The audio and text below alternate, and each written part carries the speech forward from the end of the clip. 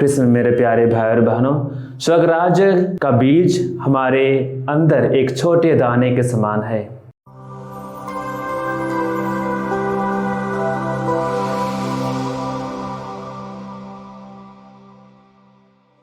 पिता और पुत्र और पवित्र आत्मा के नाम पर आमीन। कृष्ण में मेरे प्यारे भाई और बहनों, आज के समाचार में ईसा अपने शिष्यों से कहते हैं, ईश्वर का राज्य उस मनुष्य के सदृश है जो भूमि में बीज बोता है। वह रात को सोने जाता और सुबह उठता है। बीज उगता है और बढ़ता जाता है, हालांकि उसे यह पता नहीं कि यह कैसे हो रहा है। भूमि अपने आप फसल पैदा करती है। प्रस्तुत दृष्टांत के द्वारा ईसा हमें यह शिक्षा देते हैं कि ईश्वर राज्य की उत्पत्ति और विकास बीज के अंकुरन तथा वृद्धि की तरह ही रहस्यमय और क्रमिक है। बीज की स्वतः वृद्धि के समान स्वर्ग राज्य की अभ्यंतर शक्ति है।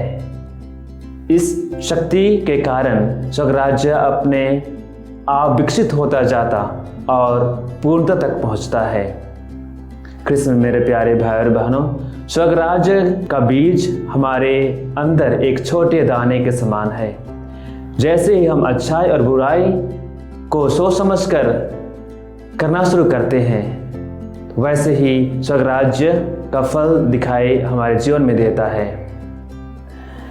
स्वर्ग राज्य का बीज अर्थात ईश्वर का प्यार एक ऐसा चीज है जिसे हम पाने से हम अपने आप को भूल सकते हैं।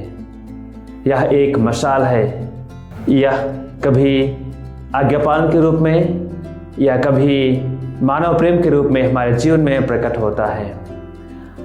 आज हम लोग संत तिमोथी और तीतुस का पर्व मना रहे हैं, जिन्होंने ईश्वर के राज्य के बीज को अपने जीवन में अनुभव किया और उसके लिए अपने आप को समर्पित करते हैं। सुसमाचार को फैलाने के लिए उन्होंने अपने जीवन को समर्पित करते हैं और आज गणतंत्र दिवस मना रहे हैं। अपने देश की आज़ादी को महसूस करने का पर्व मना रहे हैं।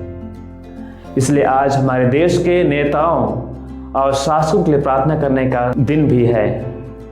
तो आइए हम उनके लिए प्रार्थना करें कि वे इस जिम्मेदारी को भली भांति निभा सकें और देश के विकास के लिए काम कर सकें। आमीन।